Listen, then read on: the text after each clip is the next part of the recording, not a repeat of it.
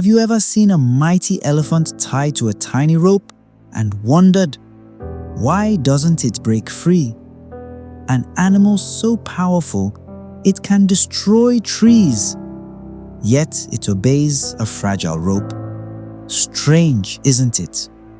Long ago, in a bustling town, there lived a young man named Aaron. He was intelligent, talented, and full of dreams. But despite his potential, he lived an ordinary and frustrated life. Why? Because his mind was his cage.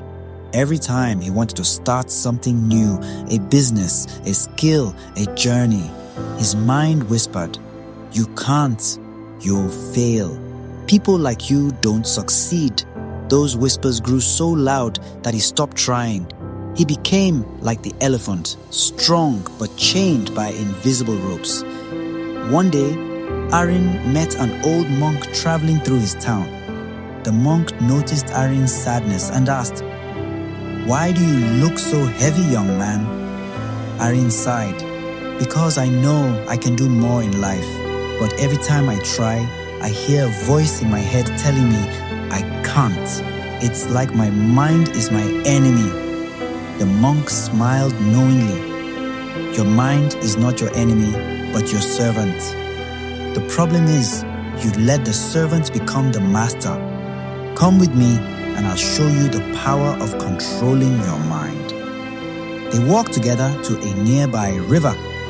The monk pointed to the water and said, "Look at the river. If you step into it without control, it will sweep you away. But if you build a dam, if you guide it, the same river that once threatened to drown you can power mills, irrigate fields, and give life to entire villages. The river itself is not the problem. Control is the difference." Aaron listened, curious.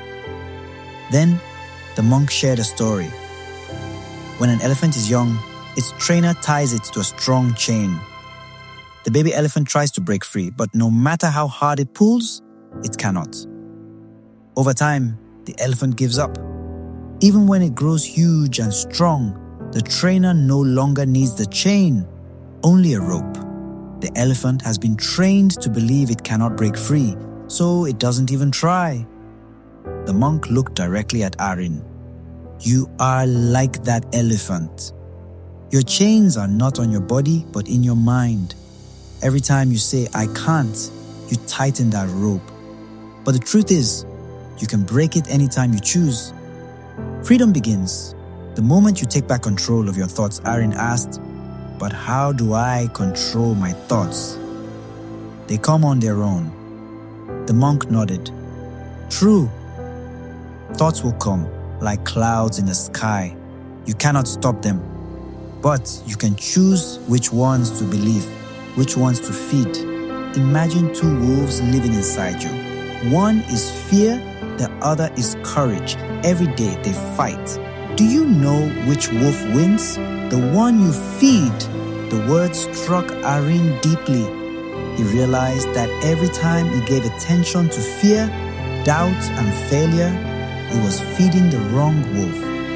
But if he chose to feed courage, hope, and discipline, his life could change. From that day, Aaron began a new journey. Whenever fear whispered, "You can't," he answered with, "Watch me." Whenever doubt tried to stop him, he replaced it with belief. Whenever failure came, he treated it not as proof of weakness, but as training for strength. The road was not easy.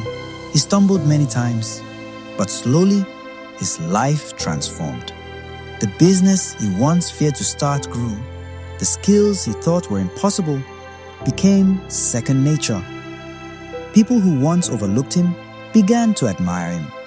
Years later, Aaron stood tall, not because the world had changed, but because he had changed his mind.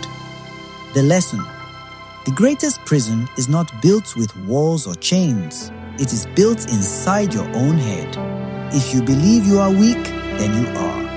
If you believe you are strong, then nothing can stop you. Your mind can either be your greatest weapon or your worst enemy. The choice is yours. Like the elephant, you may have been tied to ropes of doubt for years. But today, remember this. The rope is an illusion. It has no power unless you believe it does. Feed the right wolf, control your thoughts, and your life will rise beyond anything you ever imagined.